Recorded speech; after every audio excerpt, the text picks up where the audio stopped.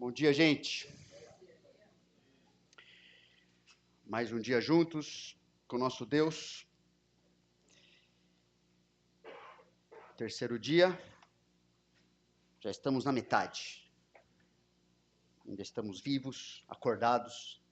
O balde é diferente, mas pode usar o antigo de vez em quando também, né? Pode acontecer, pode acontecer. Os baldes têm outro contexto, mas a gente pode usar. Alô, som, tá bom? Beleza. Vamos orar mais uma vez?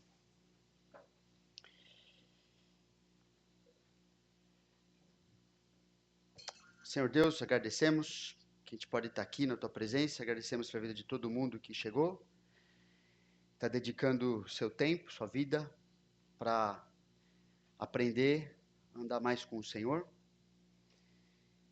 a lidarmos com as nossas vidas, pensando nesse aspecto do passado. Com certeza, cada um de nós tem lutas, tem dúvidas quanto ao que fazer, conflitos, pecados que precisam ser tratados também, para continuarmos glorificando o Senhor, agradando o Teu nome, refletindo Tua luz nesse mundo, aproveitando aquilo que o Senhor fez por nós naquela cruz que a gente acabou de cantar, aproveitando a santificação que o Senhor promove na nossa vida, cooperando, trabalhando junto com o Senhor nisso, podendo colher os bons frutos disso também, Deus. Nos ajuda a nos concentrarmos, a termos uma motivação correta de querermos aprender a obedecer o Senhor, para crescermos, para ajudarmos outras pessoas também a fazerem isso, sejam da nossa igreja, sejam pessoas que, com certeza, no desespero, sem Jesus, com seu passado carregado, sobrecarregado, estão tomando decisões ainda piores, se afastando ainda mais da solução que é em Cristo. Nos ajuda a usarmos o que estamos aprendendo aqui também, como forma de nos aproximarmos e mostrarmos que o Senhor nos deu tudo o que precisamos para viver e para viver de maneira piedosa, Deus. Agradecemos por isso, em nome de Jesus. Amém. Ok? Nós temos falado dos baldes, né? Das 4 possibilidades de lidarmos com o nosso passado, aonde pode ter coisas ali dentro, pedras, que precisam ser retiradas.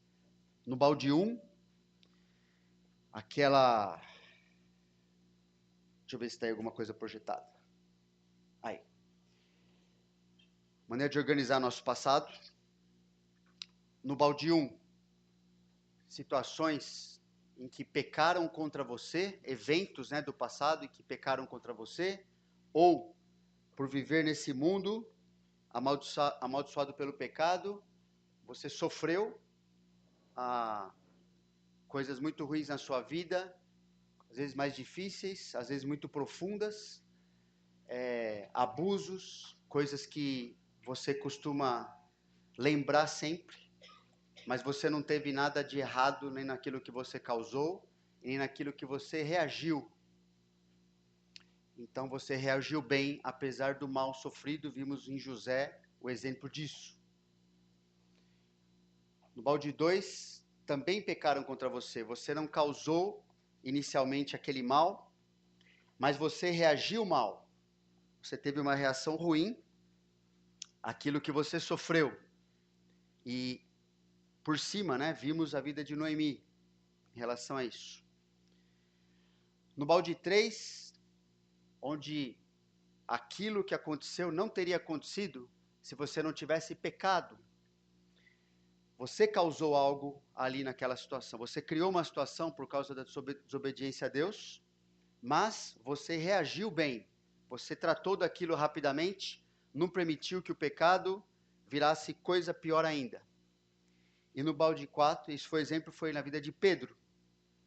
E no balde 4, exemplo na vida de Davi, é onde a pessoa pecou, ela causou uma situação muito ruim, e ainda reagiu de maneira ruim, piorando muito a vida dela e de muita gente. Ok, nós vamos ver o balde 2, a partir de hoje, né? Então, no seu material aí, é equivalente ao livro que a gente está usando como base quase total, né?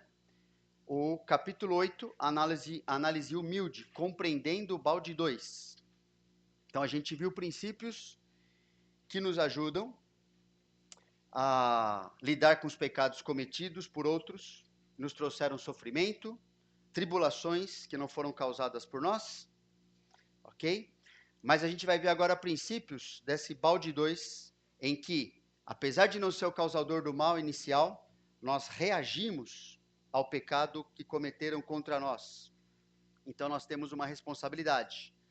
E pelo fato da gente ser criado à imagem de Deus, né, não só a gente sente as coisas que fazem contra nós, mas nós fomos criados por Deus de maneira a encarar a parte dessa história. Qual é a nossa parte no problema que está lá?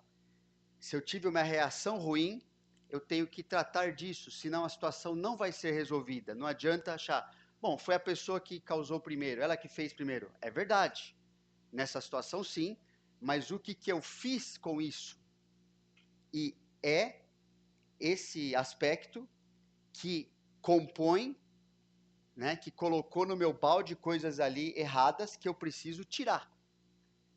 E não adianta o outro ter feito errado e, se eu reagir errado, achar que tudo vai ser resolvido somente quando o outro acertar a parte dele. Eu tenho a minha parte também. Ok? Então, esse é um aspecto, um passo muito importante no processo de esvaziar o balde, de transformar a nossa vida para a gente ser a pessoa que Deus deseja, como o versículo que a gente tem mencionado aí também, né? Provérbios 28, 13 a 14. Opa, passei para frente aqui. Eu não coloquei no meu, mas tá ali, né? Tá bom. O que encobre as suas transgressões jamais prosperará. Então, pode ser que sua parte seja bem pequena, mas ainda é uma transgressão diante de Deus. E quem encobre jamais prosperará, mas o que as confessa e deixa alcançará misericórdia. Feliz o homem, essa é a vontade de Deus, ele quer dar uma vida, né, preparada por ele para nós. Feliz o homem constante no temor de Deus, mas o que endurece o coração cairá no mal. A nossa cultura, você percebe como ela caminha rapidamente para tentar isentar as pessoas das suas responsabilidades, né? Um monte de coisa ruim acontecendo, um monte de pecado, destruição, pessoas magoadas, mas ninguém tem culpa de nada, né? Ninguém é responsável. Simplesmente as coisas aconteceram. Desde coisas pequenas, aconteceu um acidente de trânsito, aconteceu de uma pessoa matar a outra. Gente, isso acontece, como a gente falou antes, né? Essas coisas têm CPF e RG, né? O problema, o pecado, tem sempre uma pessoa por trás. As coisas não acontecem simplesmente, ok? Então as pessoas gostam de, não, mas foi sem querer. Ok, pode até ter sido sem querer, não estou falando da sua motivação.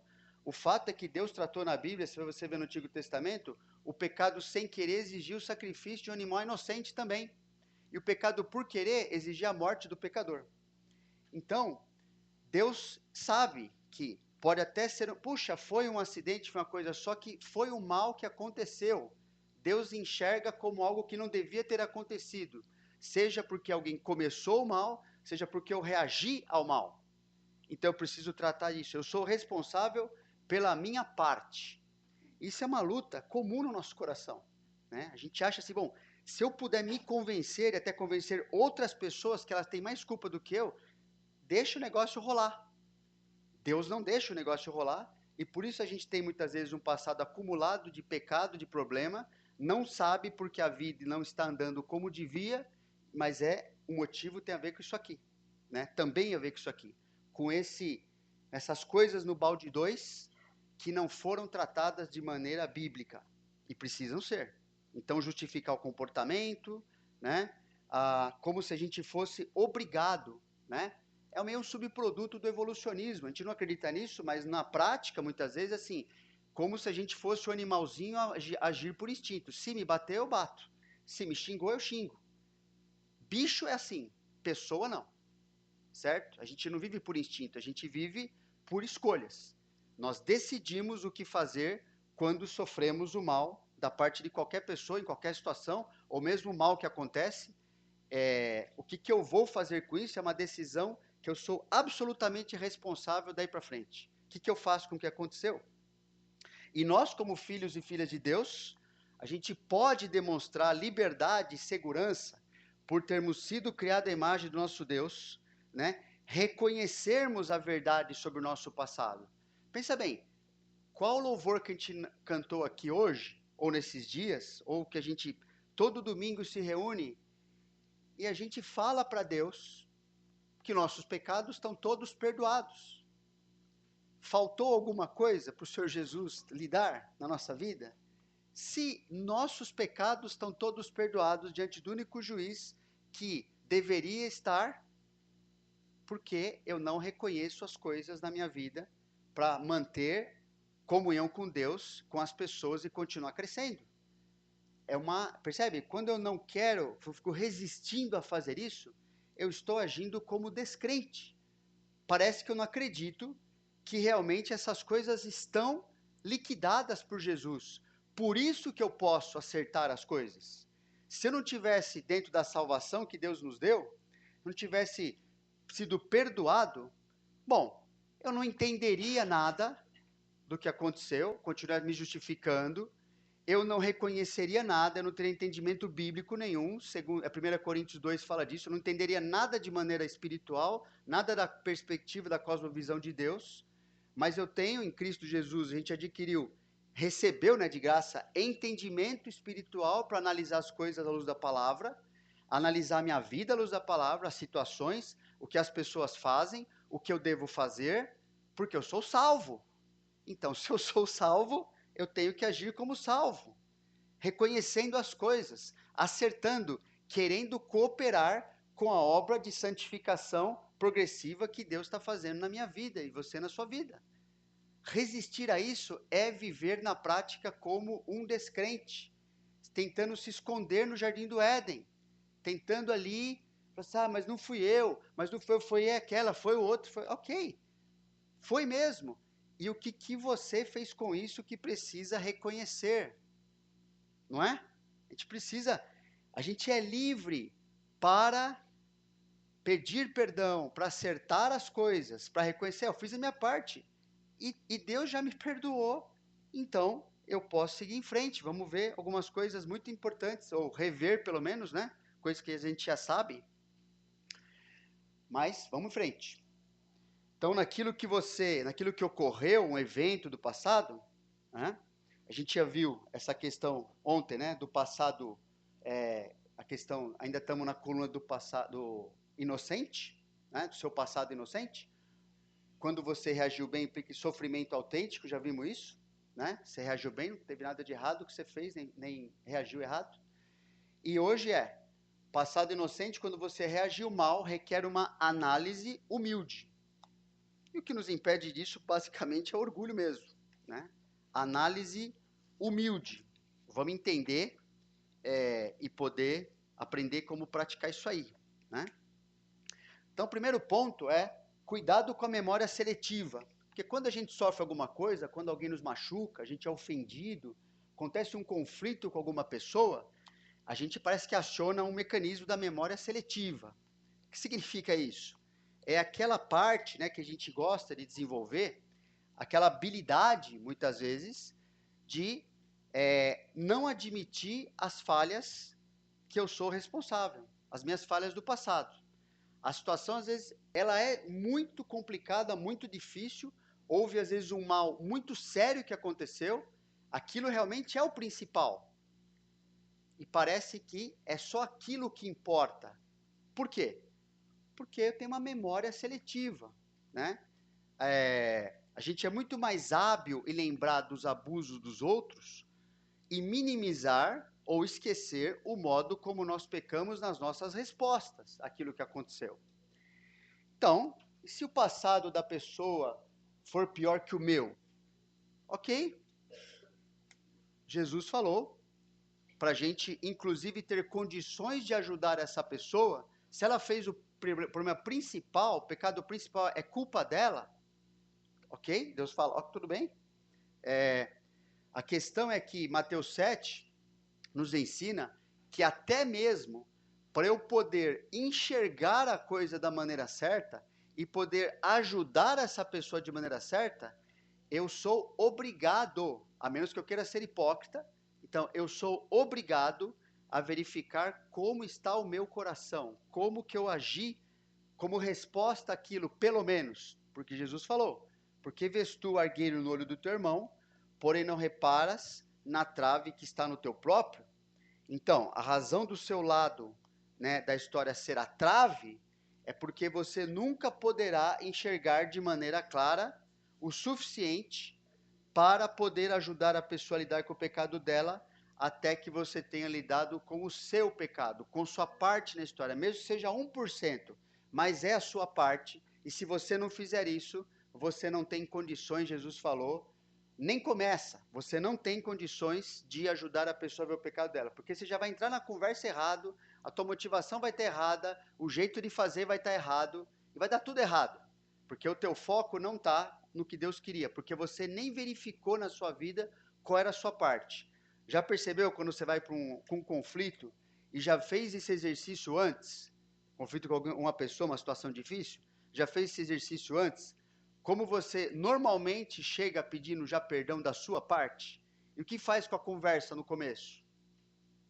Bom, ela vai para um terreno muito bom, né? A pessoa fala assim, ó, essa pessoa que veio falar comigo do minha parte principal, inclusive, ela não veio me atacar, ela mesma está mostrando que ela é pecadora, ela mesma está percebendo assim, ó, eu tenho uma responsabilidade no que aconteceu. Pode não ser a coisa pior, mas eu quero já começar a conversa falando assim, ó, sim, temos uma parte aqui que é minha.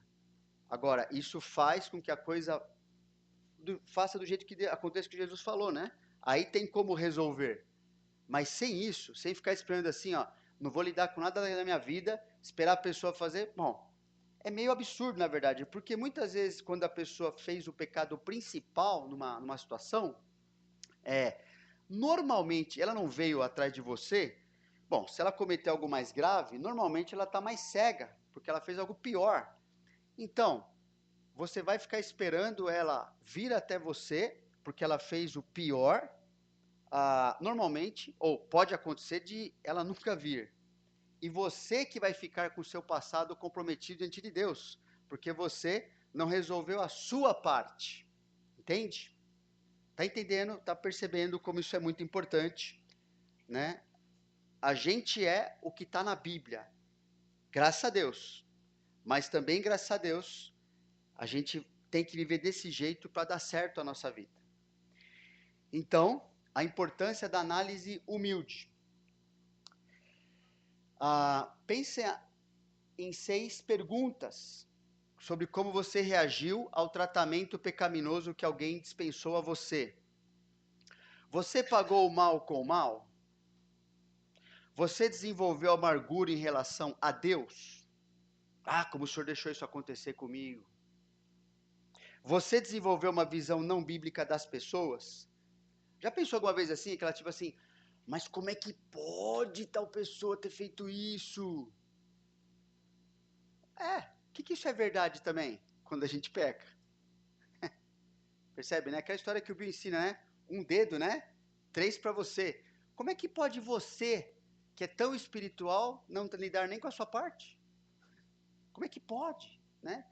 Gente, as pessoas são pecadoras, você é pecador. Então, vamos enxergar de maneira certa. Quando a gente não lida com o passado de maneira correta, é esse tipo de visão não bíblica que a gente vai ter dos outros. Mas como é que pode? Fulano fez tal coisa, é mesmo? Nossa! E você? Entendeu? É uma teologia meio farisaica. Não é que Deus não considera grave, Deus coloca pecado é pecado, gravidade é gravidade. Agora, entenda, se a gente gastar 1 minuto pensando na nossa vida, a gente vai ver coisas gravíssimas que estão na lista do que o Senhor reprova, abomina. Por que ninguém está morto aqui? Não é? Você desenvolveu uma visão não bíblica de si mesmo, né? Que isso é uma coisa muito importante nesse assunto de lidar com o balde 2. Você deveria confrontar a pessoa que pecou contra você e se sua resposta for sim, você o fez? Se você confrontou a pessoa que pecou contra você e essa pessoa pediu o seu perdão, você perdoou? Essas questões são tão importantes que a gente precisa ver uma por uma. E é o que a gente vai procurar fazer aqui, certo? Primeiro, então, você pagou o mal com o mal?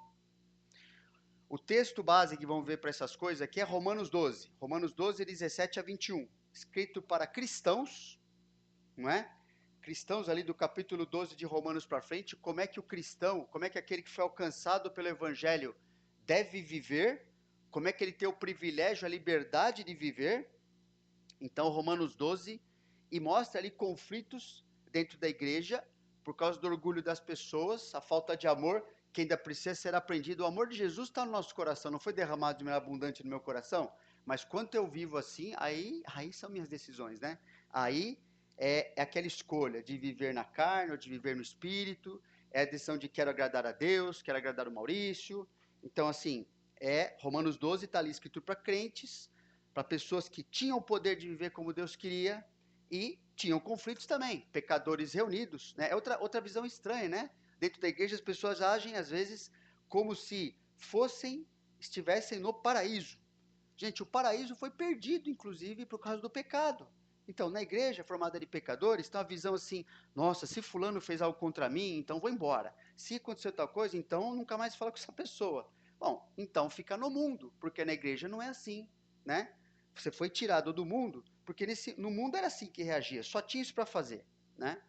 Mas na igreja não.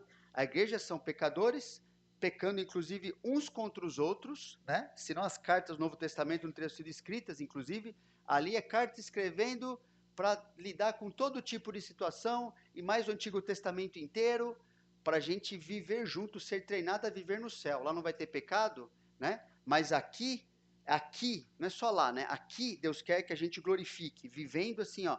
Eu tenho que ser mais parecido com o Senhor Jesus, vivendo com você e você comigo, aqui. Então a visão não bíblica das pessoas é enxergar como estranho quando acontecem coisas que a Bíblia já falou como é que trata.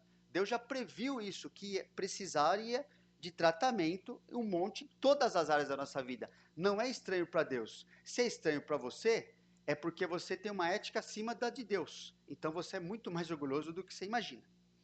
Então, como nós escolhemos reagir às coisas que acontecem contra você, contra mim, né? Lembra, a gente, em todos esses assuntos, qualquer parte do balde, pessoal, também um parêntese, nós podemos estar em qualquer parte, né?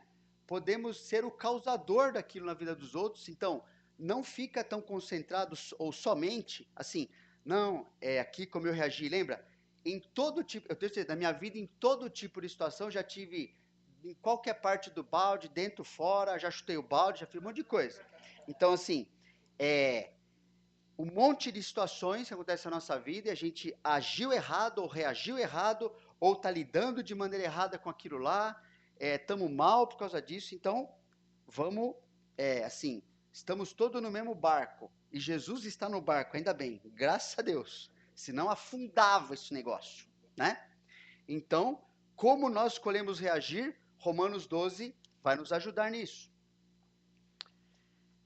17 a 21. Não torneis a ninguém mal por mal.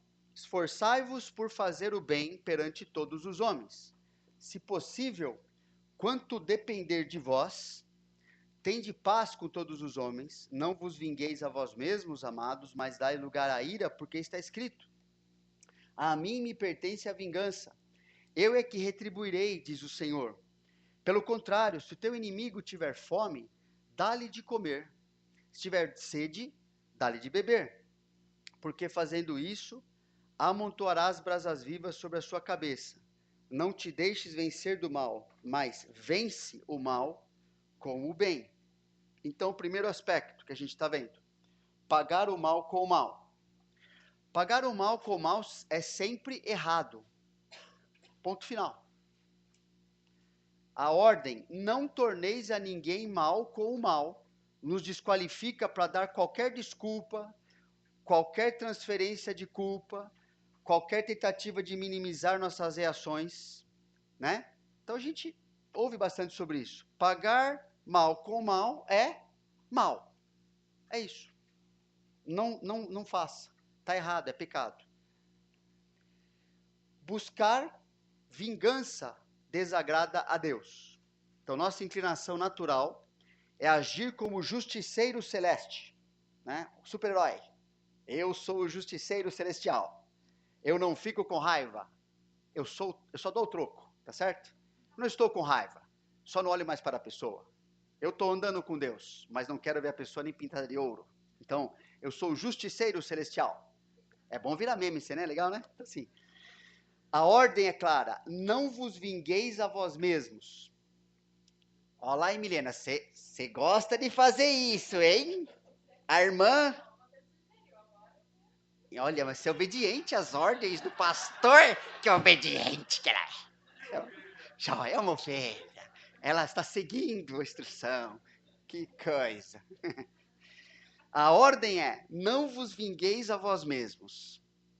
Então isso não se justifica nem mesmo quando a pessoa disse ou fez realmente algo que me magoou. Ou está fora isso, da ordem que Deus deu. Ela magoou você, insultou você. Deus fala assim, ó, não vá se vingar. Você está proibido disso. Ok? Nem quando minhas emoções são extremas, eu estou muito mal com isso. Pensa na cultura. Eu gosto muito de filme de ação, né, gente? Né? Então, assim, até meu reloginho aqui tem o Exterminador do Futuro, né? Mas é para lembrar de Apocalipse. É santo isso aqui. Então, mas pensa bem, a quantidade... O que o filme, basicamente, de ação, de herói desse tipo, faz? Que a gente logo embarca na ideia. Não é? A gente fica o tempo todo assim, alguém cometeu uma coisa que realmente é terrível, né? Rambo 5, né? Nossa, cara, aquilo eu assisto, quero assim, né? Puxa vida, sendo pai de filha, né? De filha, fala assim, nossa, o Stallone está certíssimo no que ele fez. Ainda podia ter sido mais criativo nas formas de matar os inimigos, né? Então, assim, porque isso está em nós, né? Então, você vê aquilo e é natural, assim, ó, se alguém fez mal, você é homem quando você vai lá se vingar, estraçalha, faz sobrar nada. Então, nem mesmo quando minhas emoções são extremas, nem quando eu for envergonhado, nem quando algo de grande valor for roubado de mim. A ordem é, não vá se vingar da pessoa que fez isso. Então, dentro disso, não significa que a pessoa que pecou contra você está absolvida de todas as consequências. Existe um Deus que sabe do que aconteceu? Sim. Inclusive, o texto fala que a ele pertence a vingança. Ele vai agir quando ele quiser, do jeito que ele quiser, para atingir os seus propósitos naquela situação, ok? Inclusive tem momento da vingança contra os ímpios na Bíblia e não vamos pedir desculpa em relação a isso, certo? Deus é um dos atributos de Deus que a gente não menciona na teologia, quando vai no seminário, Deus é vingador, é parte do seu atributo, né? Deus é vingador, ele vai tratar o que está errado, vai fazer a pessoa pagar por isso. Se ela não quiser, crê em Jesus. Mas se ela não quiser crer em Jesus, ela vai assumir essa conta da vida inteira, de tudo que ela fez de errado, e vai durar a eternidade esse pagamento de conta. A gente sabe disso. Então, é um bom aviso para dar para as pessoas. Mas não é bom a gente se vingar, né? É papel de Deus fazer isso. Então, a pessoa que pecou, não se vê que ela está absolvida de todas as consequências. A vingança é basicamente uma questão do coração. Então, algumas vezes a pessoa que pecou do seu coração, né? A vingança do seu coração.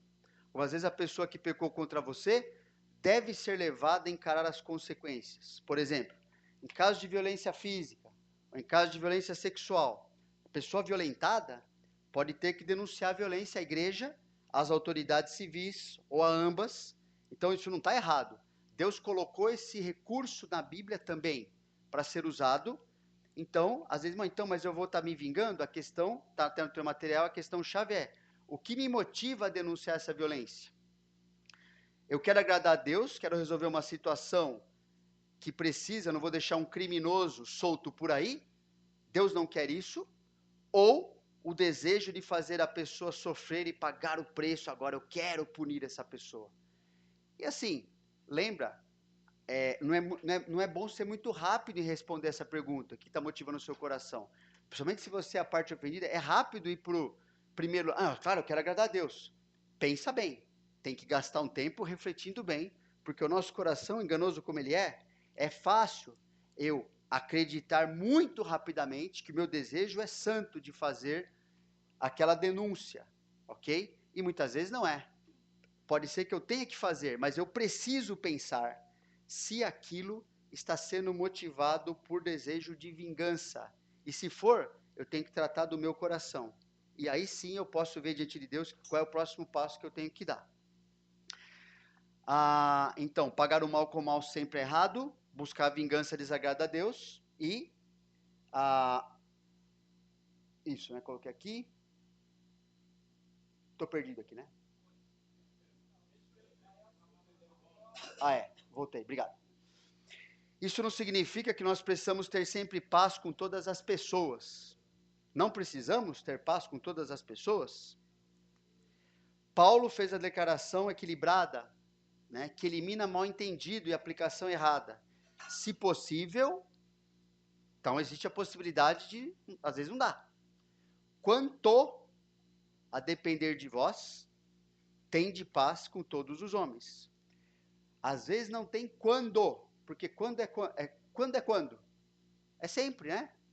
Eu tenho que fazer tudo para ter paz com as outras pessoas, mas se possível, quanto até a tua parte, né? Aquilo que você pode fazer, você vai fazer.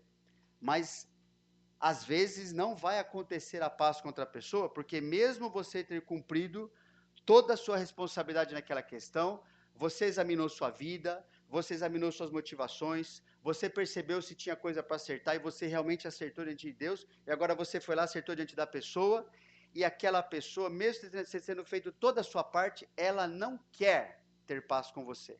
Então, pode ter tranquilidade, Deus não está cobrando você da parte da outra pessoa, Ele está cobrando você da sua parte, ok? Então, pode ser que não haja paz, porque o outro lado quer guerra mesmo. Não quer mudar, não quer avaliar seu coração.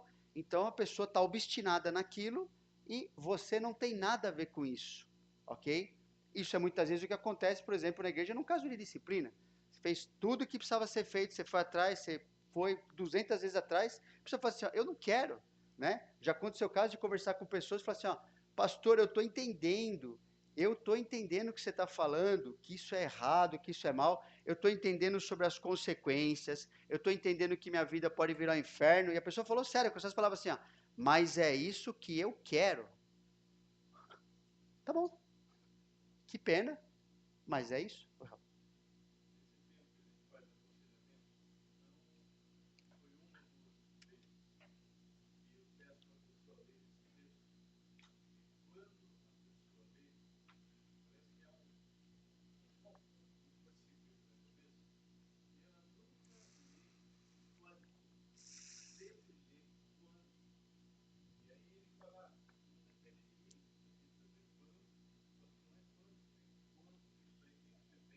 É isso mesmo.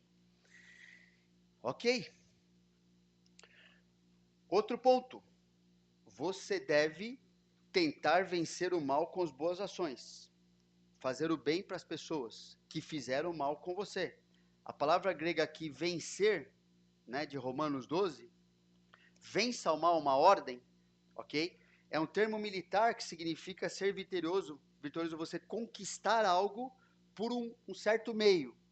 Então, Deus quer que o mal seja derrotado, seja conquistado, seja vencido pelas boas ações daquele que foi vítima daquele mal, ok?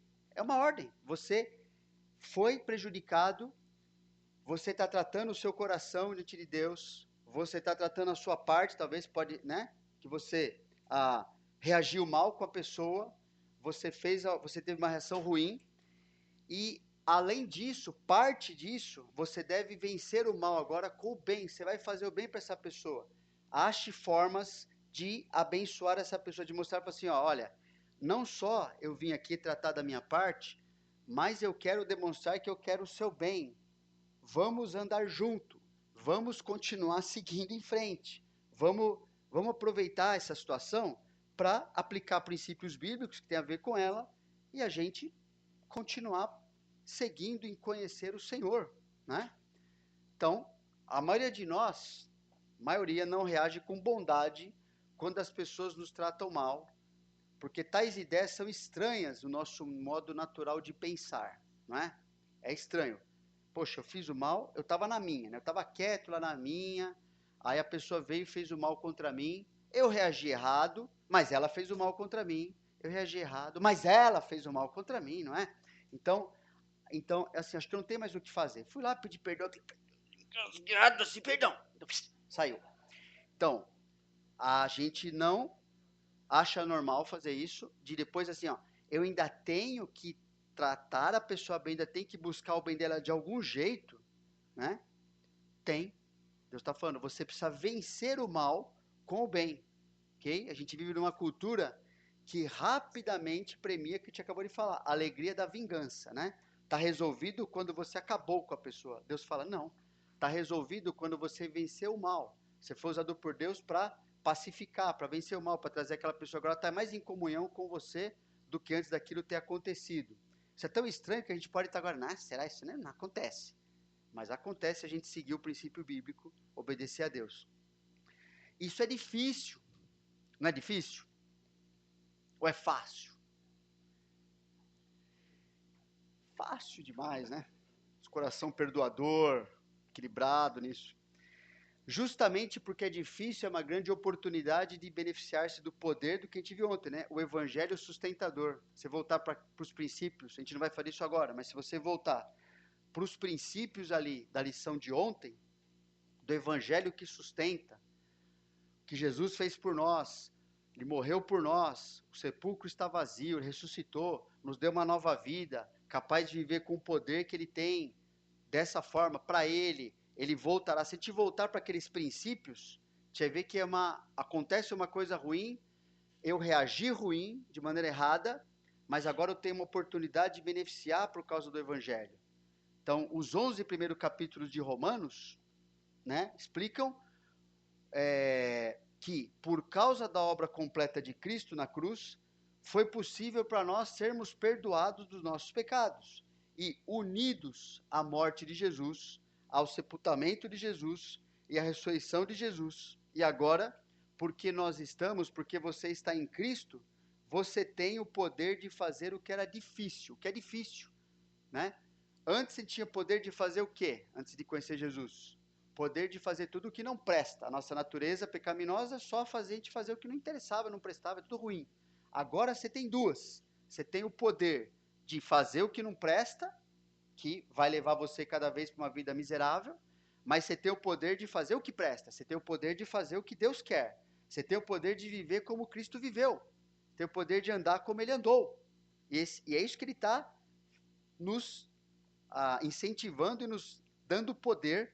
Empoderamento é isso, pessoal. Empoderamento é viver como Jesus. Não tem poder maior que esse, né? Pessoal, que é empoderamento? Vai ser crente, vai viver como Jesus, né? Você vai ver como tem poder para você vencer o pecado, para você lidar com a tua vida, para você ajudar os outros. Isso é empoderamento verdadeiro. Então, você não tem que reagir ao mal feito por outras pessoas da mesma maneira que o mundo reage ou da forma como você reagia antes de conhecer o seu Jesus. Você tem poder para reagir como Jesus reagiu. Jesus reagiu pouco ao mal cometido contra ele. Que mal ele fez para alguma pessoa? E como é que ele reagiu toda vez? Quebrava as pessoas. Né? Falava assim, tá bom. Não é? Mostrava as pessoas. Até o descrente admira Jesus por causa do perdão de Jesus. Ele fala assim, nossa, não tem as religiões mais loucas do mundo que existem, que estão promovendo a nova era, elas ainda têm uma admiração profunda por Jesus, porque o caráter de Jesus nesse aspecto é algo que não tem comparação. né? Jesus morrer na cruz pelos seus inimigos. Lembra? A gente era inimigo de Deus. E morreu. A gente colocou ele lá, eu quero matar você. E a reação dele foi amor, nos amar. E nós temos esse poder para pensar dessa forma e para viver dessa forma, ok? Nós recebemos, né, na salvação uma mente nova, transformada, e o Evangelho vai colocando conteúdo ali dentro dessa mente, vai fazendo a gente pensar o que Deus quer que a gente pense, para viver do jeito que Ele planejou para a gente viver. Né? O texto de Romanos 12, rogo-vos, pois, irmãos, depois dos 11 capítulos mostrar quem nós somos, o que aconteceu com a nossa vida, nós estamos em Cristo, temos uma vida nova, então eu rogo a vocês, portanto, irmãos, pelas misericórdias de Deus, que vocês acabaram de receber tudo o que vocês precisavam, não foram tratados por Deus como vocês mereciam, tal, que apresenteis o vosso corpo por sacrifício vivo, santo e agradável a Deus, que é o vosso culto racional. E não vos conformeis com este século, mas transformai-vos pela renovação da vossa mente, para que experimenteis qual seja a boa, agradável e perfeita vontade de Deus. Foi isso que começou a acontecer com a igreja lá do primeiro século, a igreja dos cristãos primitivos ali, né? Os primeiros cristãos, que o Império Romano ficava doido com isso. Quanto mais a gente maltrata, quanto mais a gente mata, mais a gente recebe amor dessas pessoas. Eles falam assim, da onde que está vindo isso? Não é possível. Uma sociedade, começou uma sociedade, um oásis dentro daquele inferno que era a sociedade romana. Então, nasceu a igreja naquele contexto de extrema perseguição, de extremos maus tratos. E aqueles cristãos abençoavam os que os perseguiam e davam suas vidas e morriam na arena romana, glorificando a Deus. Ninguém morria insultando o seu carrasco, e alguns deles se convertiam, inclusive, depois. Não é? Porque eles estavam vivendo agora com essa nova mentalidade, com esse novo poder para viver como Cristo viveu. Por isso que eles foram acusados, livro de Atos, né? Esses cristãos, né? Aquilo para o pessoal do lado de lá era um insulto. Para eles era um maior privilégio. Ser chamado digno de ser um Cristo, um mini Cristo, né? E ter um imitador de Jesus. Você ser tratado dessa forma, por você ser cristão. Pessoal, a pessoa buzina errado no trânsito para nós. Percebe a distância, né? A diferença. Naquele tempo, quando usavam as bigas, eles buzinavam e não acontecia isso, pessoal. Mas assim, qualquer coisa que eu sofro, natural, a coisa assim, então, meu pensamento não é assim, ó, como que eu vou agradar a Deus agora? Mas então nós temos que vencer isso, a minha mente precisa mudar. É aquela crença errada assim, eu que me garanto, se eu não cuidar de mim, não é? Se eu não fizer alguma coisa nessa situação, quem que vai fazer, né? Parece que Romanos 8 é invertido, né? Se eu não sou por mim, quem será? Então tem que agir, tem que fazer alguma coisa, né? Não é Deus por nós, eu mesmo.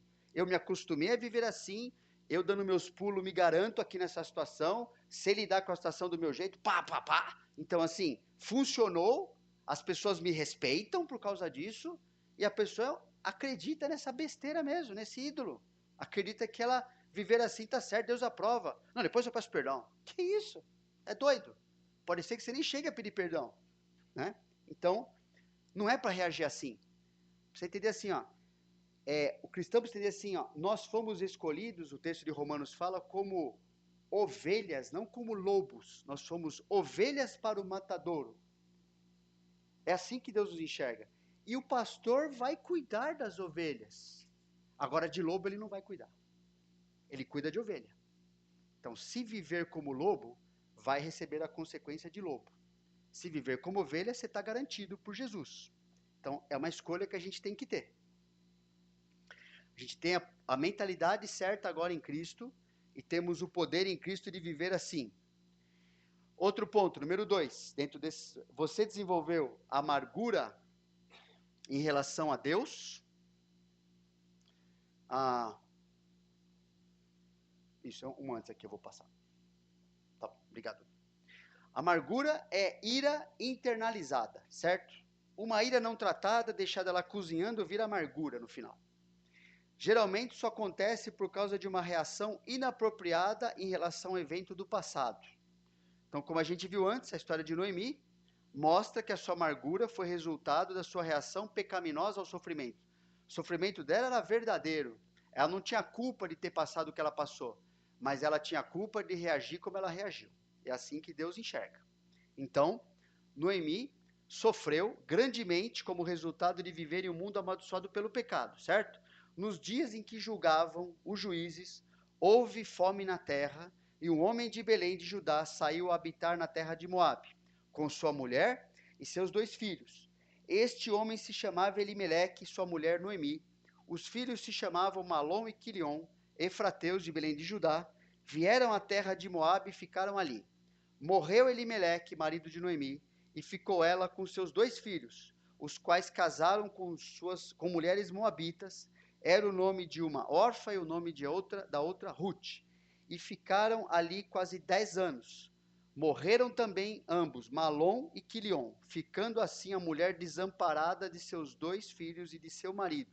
A gente viu um pouco, né, outro dia, situação difícil, ela não causou nada disso, né? A Bíblia não fala que não teve culpa de nada disso aí, mas aconteceu essa situação com ela. O sofrimento que ela estava enfrentando era muito difícil naquele contexto, uma viúva numa terra estrangeira, sem ninguém para cuidar dela. Se em Israel já havia injustiça das viúvas serem negligenciadas, serem às vezes exploradas pelas autoridades ali, né? Nada novo debaixo do céu. Então, imagina uma terra estrangeira, Moabe, onde nem conhecia o Senhor. Então, Noemi, de maneira alguma foi responsável, mas ela escolheu a forma de reagir ao que aconteceu. Então, ela estava colocando um monte de pensamento, desejo, palavra e ação no balde 2 de coisas que tornariam o seu passado difícil, muito diferente se ela tivesse reagido buscando a Deus, buscando o Senhor, como ela aprendeu inclusive com Ruth, a sua nora. Então, Noemi escolheu o caminho da amargura por causa da visão errada que tinha de Deus. A.W. Tozer tem uma citação dele que diz, olha que interessante, o que vem à nossa mente quando pensamos a respeito de Deus é a coisa mais importante sobre nós. Entende? O que vem à nossa mente quando pensamos a respeito de Deus é a coisa mais importante sobre nós.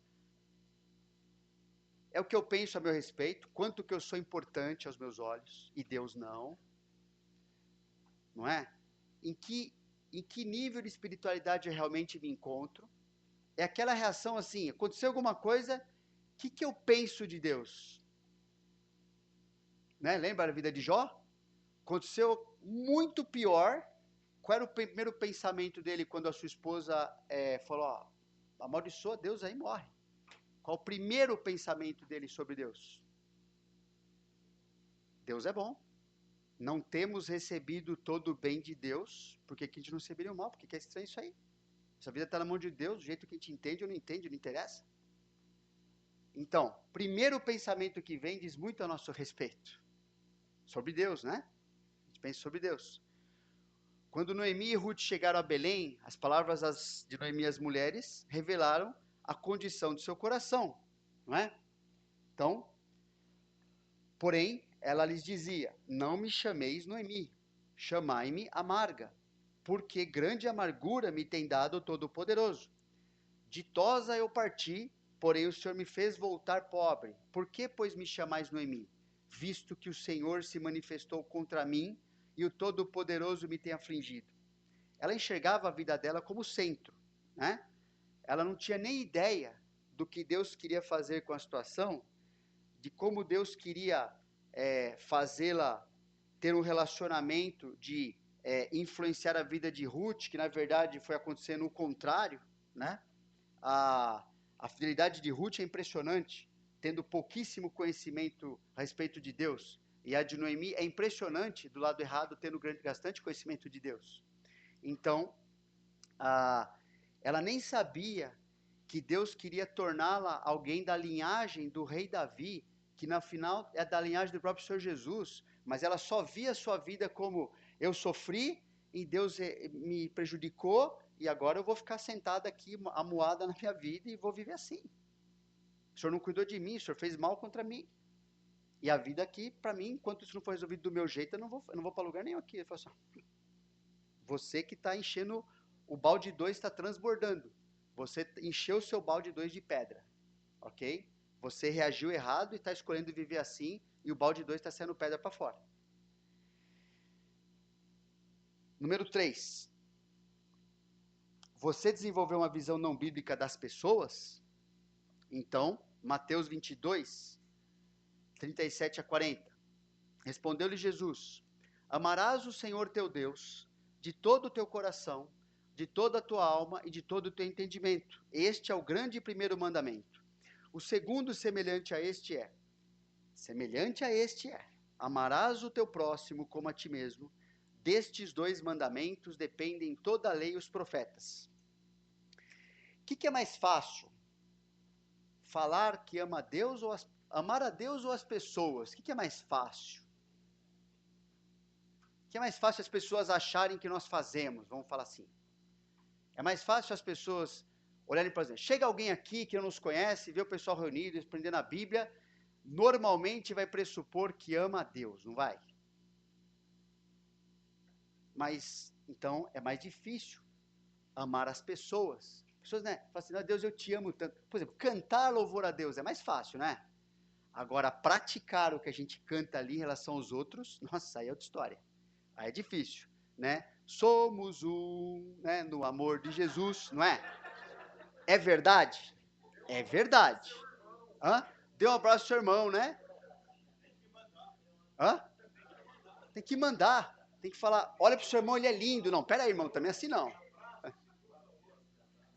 Então, exatamente. Abraça, mas sem o punhal, hein? Ó, vamos, guarda em casa. Não é nas costas, não. Então, não faça isso, né? A paz do Senhor, mas eu te pego lá fora. Então, assim, então, é difícil esse negócio. Hã? Até, irmão, isso é o nível. Isso é o nível, sim. Abraçar corintiano. Eu já fui corintiano, tem que confessar esse pecado. Mas depois virei pior, ponte pretano. Que porcaria que é essa? Então, assim, então, beleza. Então, eu sou ruim dos 2 jeitos. Mas é fácil, pessoal, a gente achar que Deus nos enxerga por meio do que a gente quer que Ele veja, e não de fato do que Ele está vendo no meu coração. E Deus não é bobo, Ele não se engana com nada disso. Ele está esperando haver correções das minhas reações. Ele não está enganado com nada da minha vida. Eu que estou me enganando, eu que estou perdendo cada dia que eu vivo assim, achando que eu estou dando um chapéu no Senhor. Isso não vai acontecer nunca, nunca, nunca.